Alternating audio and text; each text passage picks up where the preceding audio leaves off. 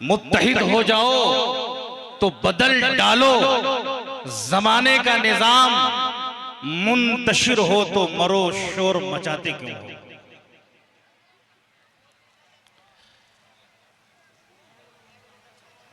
इस्लाम एक मुकम्मल दीन का नाम है।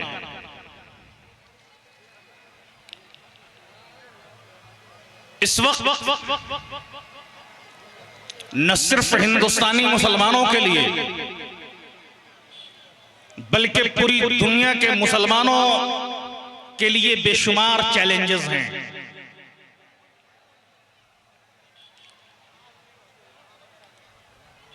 मुल्क हिंदुस्तान में नित नए फितने जन्म ले रहे हैं।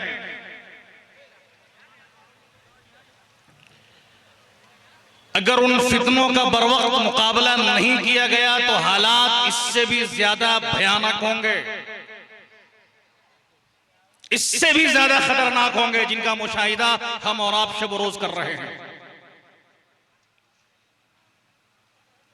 पिछले कई सालों से मुस्लिम नौजवानों की मॉब लिंचिंग हो रही है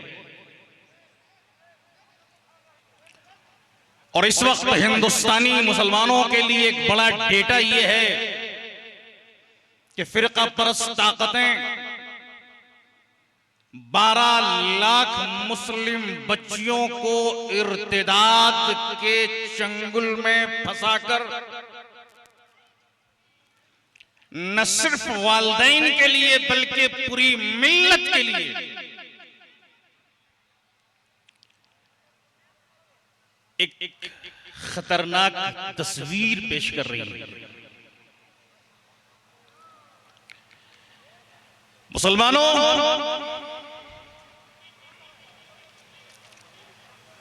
हम जलसों में सिर्फ लज्जत कोशी के लिए आ रहे हैं, न हम कुछ पैगाम सुनना चाहते हैं,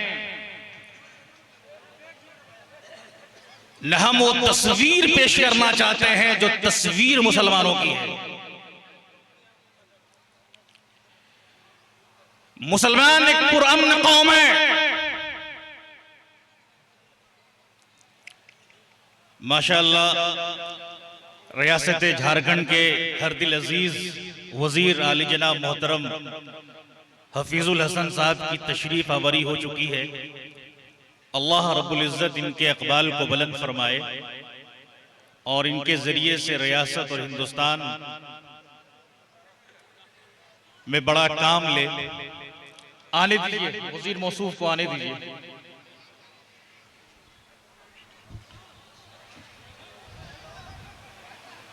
आप लोग अपनी अपनी जगह पर बैठ जाएं। एक अच्छे मुसलमान होने का सबूत पेश करें।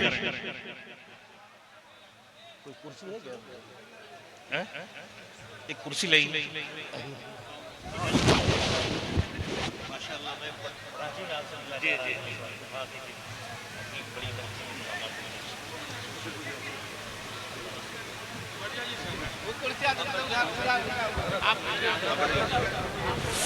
आप बोलिए। बैठने दीजिए।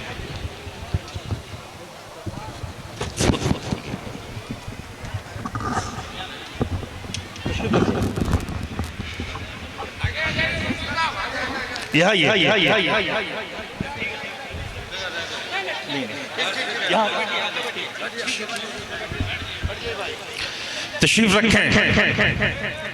आपके हरदिल अजीज लीडर आली जनाब मोहतरम हफीजुल हसन साहब तशरीफ रखते हैं और इनकी मौजूदगी में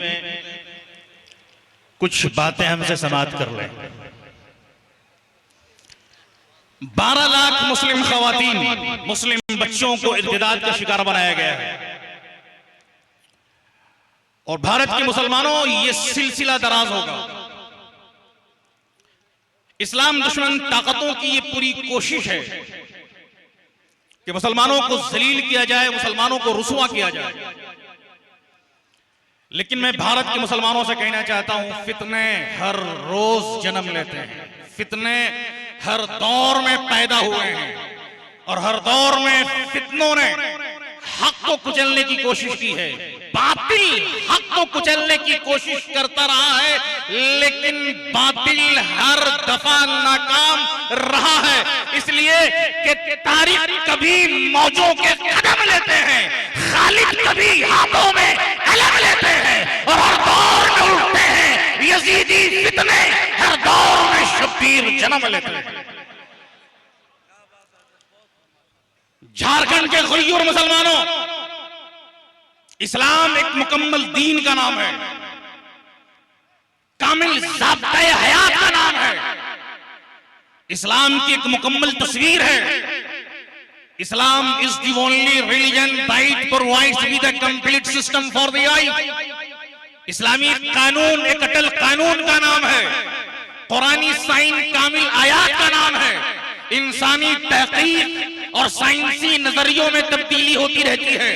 दुनिया की मुख्तलिफ यूनिवर्सिटीज, लेबोरेटरीज और साइंसदानों के रिसर्च में इख्तिलाफ और तजाद पाया जाता है, लेकिन कुरान के फराहम करदा उसूल व क़वानीन में कोई तजाद नहीं है, कोई इख्तिलाफ नहीं है। इसलिए कि ये इंसानी जहन का वो पेच नहीं है, बल्कि ये अल्लाह का कलाम है और कलामुल्लाह में तब्दीली की कोई गुंजाइश नहीं है। कुरान कहता है ला तब्दील लिकलिमातिल्लाह, है कौले मोहम्मद कौले खुदा, फरमान न बदला जाएगा, बदलेगा ज़माना मगर कुरान न बदला जाएगा।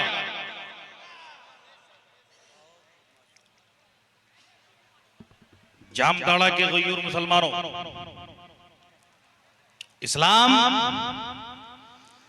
अपनी असली सूरत के साथ है और अपनी असली सूरत के साथ रहेगा। मिलावट और अमेजिश को इस्लाम एक्सेप्ट नहीं करता है। मसलहत अमेजी इस्लाम का हिस्सा नहीं है। इस्लाम में तब्दीली की कोई गुंजाइश नहीं है। अरे बदलते वो हैं जिनकी कोई बुनियाद नहीं है, जिनका कोई वजूद नहीं है, वो बदलते रहते हैं।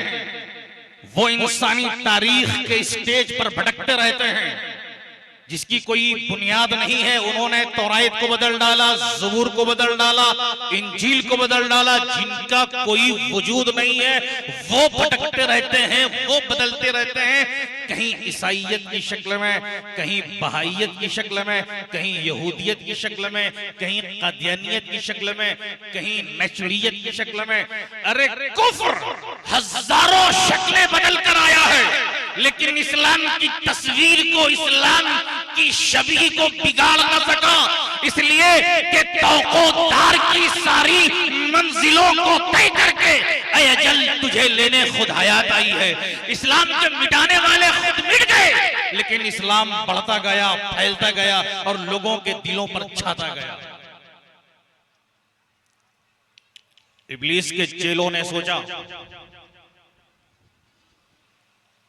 फिरौन के शागिर्दों ने यह प्लान किया, बुजहली फिक्र रखने वालों ने यह सोचा, चलो सल्तनत उस्मानिया का खात्मा कर दो, शायद इस्लाम कमजोर हो जाए।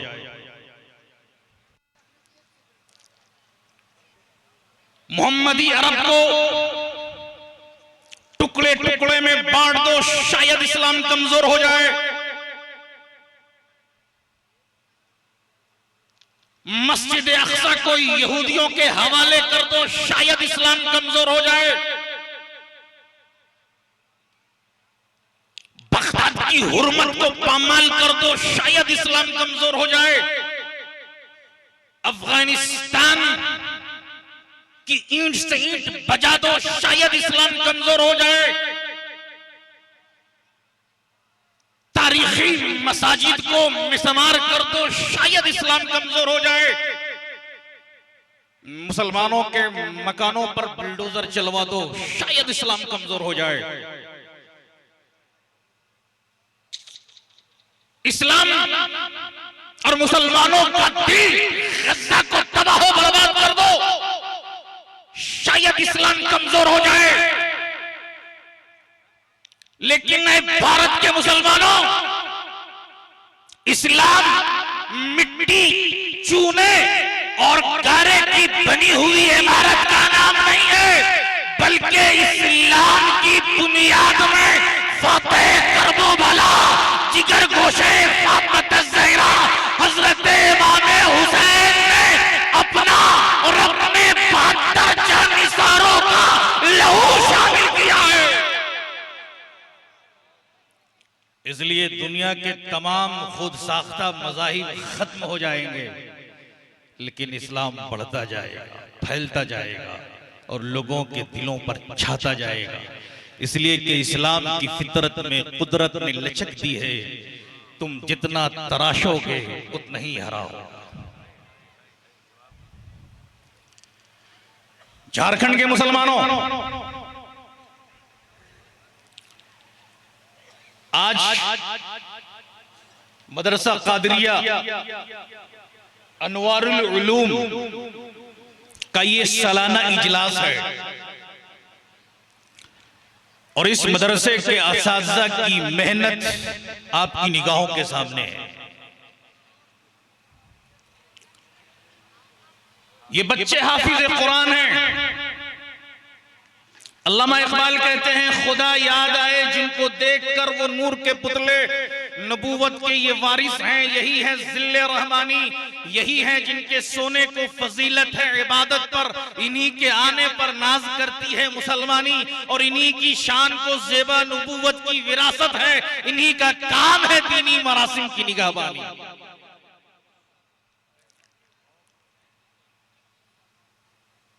आज इस मुल्क हिंदुस्तान में कुछ ऐसी ताकतें हैं जो मदरसों को दहशत गर्दी के अड्डों से ताबीर कर रही है।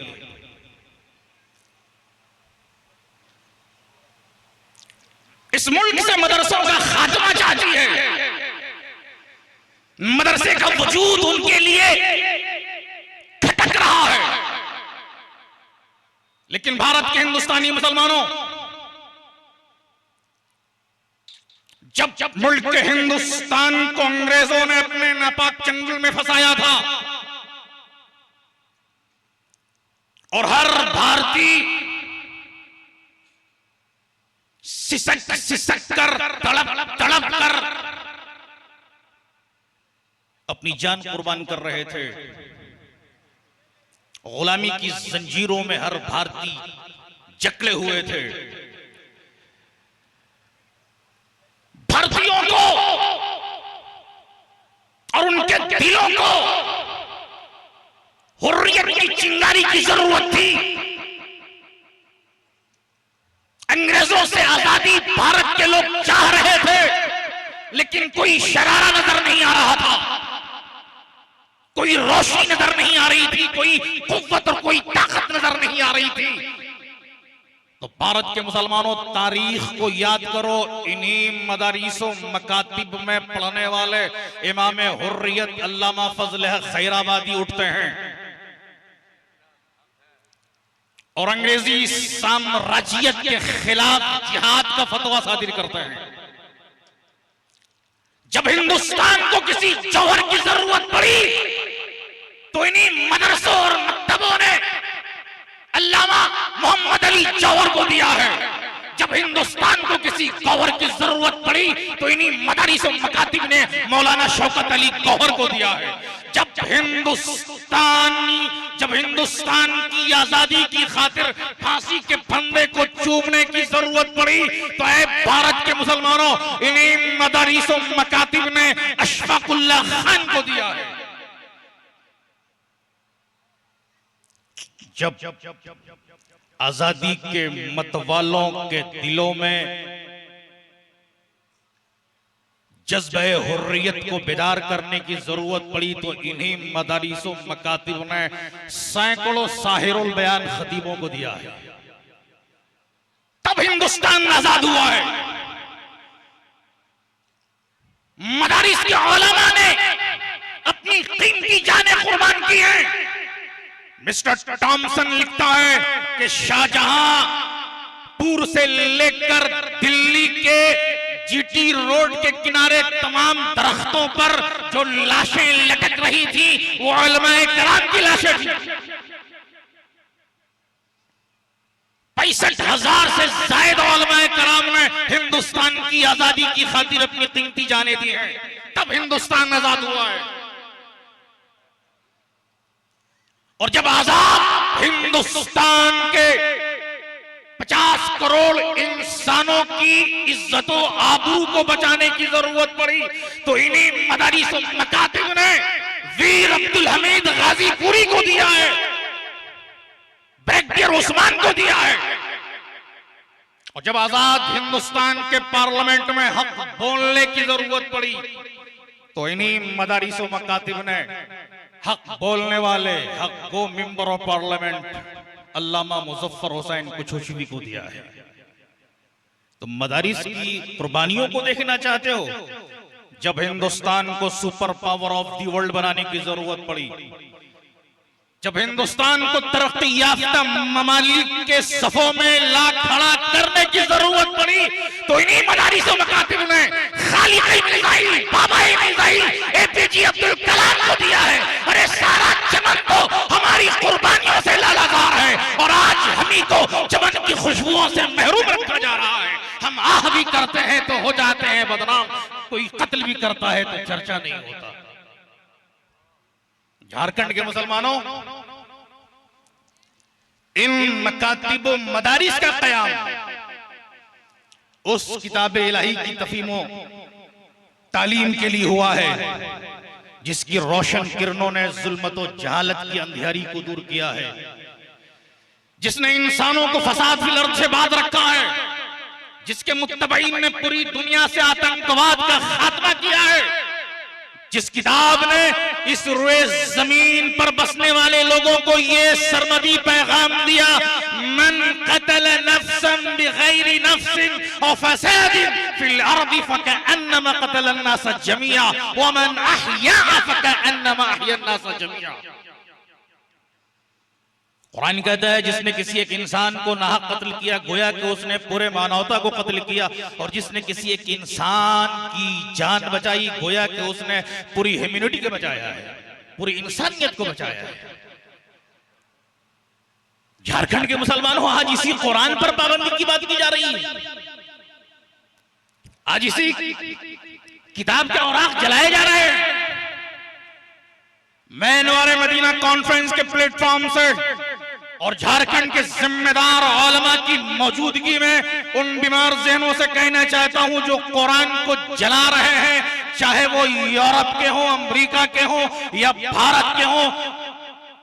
वाशिंगटन की गलियों में कुरान को जलाने वाले शैतान सिफत पादरी टेरी जोन्स हों या कोई और भी हो, उन तमाम बीमार ज़हनों से कहना चाहता हूं जो कुरान पर पाबंदी की बात करते हैं, जो कुरान को जला रहे हैं, ऐ जालिम, जमाने भर के तुम सारे कुतुब खाने जला डालो, जमाने भर के तुम सारे कुतुब खाने जला डालो, जलेगा क्या मेरा कुरान जो है हाफिज के सीने में?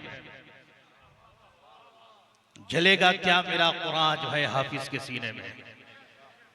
और तुम्हें याद होगा 1980 के दहाई में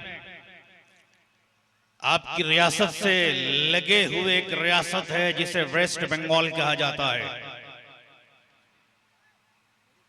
कोलकाता हाई कोर्ट के चीफ जस्टिस मिस्टर चोपड़ा ने कुरान पर पाबंदी लगाने की बात कही थी, तो उस जमाने के बंगाल के हुजूर मुसलमानों ने मिस्टर चोपड़ा और हुकूमत हिंद को ललकारते हुए कहा था, अमी छाड़बो ना कुरान,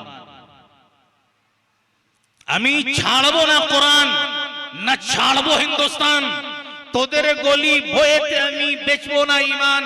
न हम कुरान छोड़ सकते हैं, न हम हिंदुस्तान छोड़ सकते हैं। अरे हमारा सीना गोलियों से छलनी हो सकता है, लेकिन ईमान से दस्ते बरदार नहीं हो सकता है। भारत के मुसलमानों, इस सरजमीने गीती पर जब तक कुरान नहीं आया था, तो हर तरफ जुल्म और उद्वान की सरकशी जारी थी, हर तरफ बहीमियत और बर्बरियत की सल्तनत कायम थी, जालिमों की हिम्मत अफजाई की जा रही थी, बेवाओं की इज्जतें लूटी जा रही थी, यतीमों के माल को नाहक खाया जा रहा था, इंसानियत सिसक रही थी। लेकिन जब कुरान आया, कह दीजिए सुभान अल्लाह, जब कुरान आया तो जुल्म बर्बरियत का खात्मा करता हुआ आया। जब कुरान आया आतंकवादों दहशतगर्दी का कमा करता हुआ आया। जब कुरान आया मुआशरे इंसानी के गेसुए बरहम को आरास्ता करता हुआ आया। जब कुरान आया अभागन को सुहागन बनाता हुआ आया। जब कुरान आया बेटी को रहमत, बीवी को शौहर का लिबास और मां को जन्नत करार देता हुआ आया। जब कुरान आया बेवाओं को इज्जत और अज़मत का तमग़े इफ्तिखार अता करता हुआ आया। जब कुरान आया नो मेडिकल लाइफ गुजारने वालों को स्टेटमैनशिप अता करता हुआ आया। जब कुरान आया समाज को डेवलप करता हुआ आया। जब कुरान आया ऊंटों के चराने वाले खुगरे जुल्म सितम को सारबान व सालारे कारवा बनाता हुआ आया। जब कुरान आया तो मानवता का संदेश देता हुआ आया। जब कुरान आया इल्म साइंस का मार्ग दिखाता हुआ आया। जब कुरान आया बंदों को बंदगी का सलीका अता करता हुआ आया। जब कुरान आया नबी आखिरुज़्ज़मा का मकाम और मर्तबा बताता हुआ आया। कुरान क्या है? नाते मुस्तफा का एक गुलदस्ता। अकीदत से पढ़ो तो ये कुरान अव्वल से आखिर तक। झारखंड के मुसलमानों आज इसी कुरान के हामिलीन आपकी निगाहों के सामने हैं, जिन्होंने अपने सीने में कुरान को बसाया है, कुरान को याद किया है। What is Quran?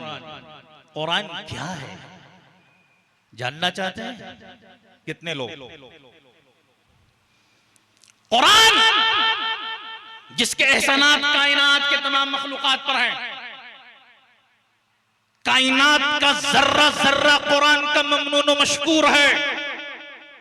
कुरान ने कायनात के स्टेज पर वो मुअस्सिर रोल अदा किया है जो किसी भी आसमानी किताब के हिस्से में नहीं आया। कुरान ने सहराए अरब में तहजीब व तमद्दुन के नए दीप रोशन किए। कुरान जब यूरोप की सरजमीन पर पहुंचा तो वहां इल्म व इरफान के सोते बहा दिए। कुरान जब अफ्रीका के जंगलों और बयाबानों में जिंदगी गुजारने वालों के दरमियान पहुंचा तो वहां इस्लामिक कल्चर के परचम बुलंद किए। और कुरान जब भारत में आया तो यहाँ उल्फत व मोहब्बत, प्रेम व सद्भावना और भाईचारे की फिजा को हमवार किया। कुरान दहशतगर्दी का पैगाम नहीं है, वो जुल्म रवा जिसमें वो कुरान नहीं है। भारत के मुसलमानों तुम्हें याद होगा कि नहीं होगा? इसलिए कि भारतीय भूलने के आदी हैं, बहुत जल्द भूल जाते हैं। इसी भारतवर्ष में बेवाओं को शौहरों की चिताओं पर जलने पर मजबूर किया जाता था। और अगर कोई बेवा बच जाती थी तो उसे आबादी से बाहर निकालकर डाल दिया जाता था।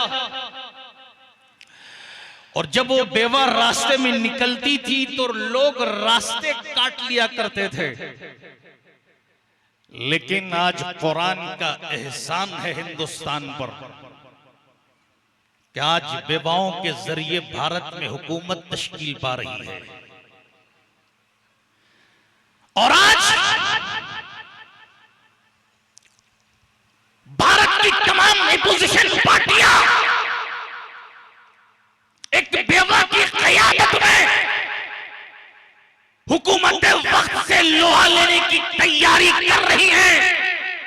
ये एहसान है हिंदुस्तान पर कुरान का।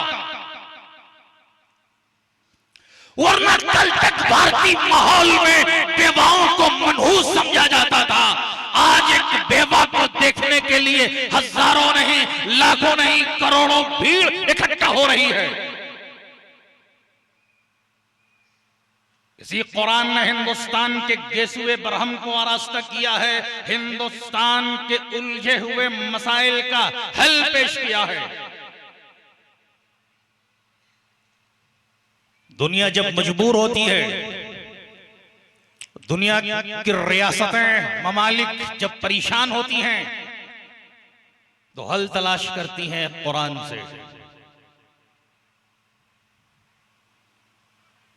इसी मुल्क हिंदुस्तान में आजादी के बाद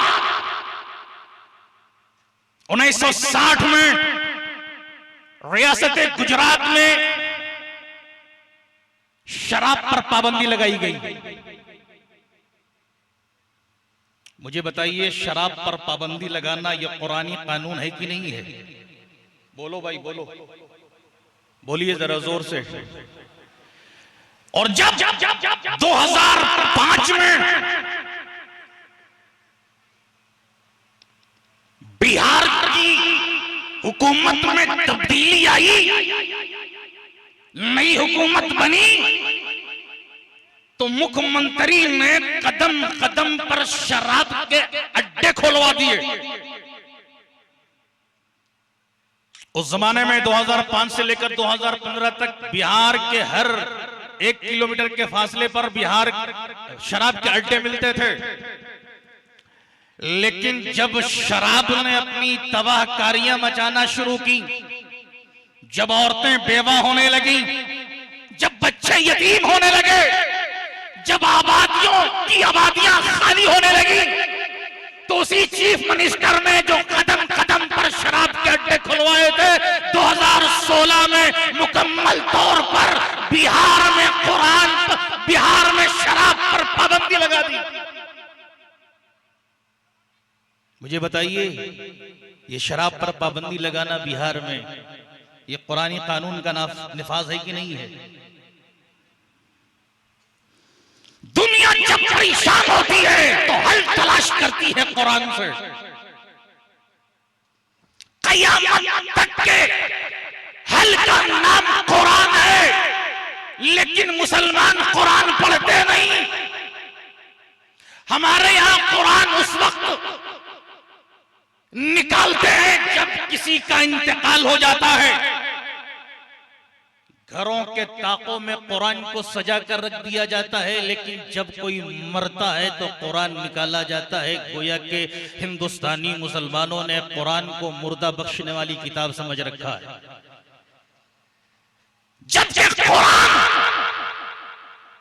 हयाते अब्दी देने वाली किताब है। भारत के मुसलमानों, जब भारत में किसी नारी पर जुल्म होता है और उस जुल्म और बर्बरियत की खबरें जब आया होती हैं, तो भारत की हर रियासत की असेंबली चीख पड़ती है, पार्लियामेंट चीख पड़ता है कि अगर भारत में भारतीय नारियों की इज्जत बचाना है तो भारत में कुरानी कानून को नाफिज करना होगा। इसी पार्लियामेंट हाउस में लाल कृष्ण आडवाणी ने कहा था, मिसेस सुषमा स्वराज ने कहा था, और बहुत सारे पार्लियामेंट्रियन ने कहा था कि जानियों को सजा देना अगर है तो कुरानी कानून का निफाज करना होगा, तब हमारी बेटियों की इज्जत बचेंगी। दुनिया हल तलाश कर रही है कुरान से, मुसलमान हल तलाश कर रहे हैं मोबाइल से। ऑक्सफोर्ड यूनिवर्सिटी में कुरान की आयतों पर रिसर्च हो रहा है, कैलिफोर्निया यूनिवर्सिटी में कुरान को पढ़ाया जा रहा है, लेकिन मुसलमान कुरान नहीं पढ़ते। मैं इसी मजमे आम में अगर किसी मुसलमान से पूछ लूं कि कुरान में सूरह लोहा किस पारे में है, तो शायद ही आप में से कोई बता पाए।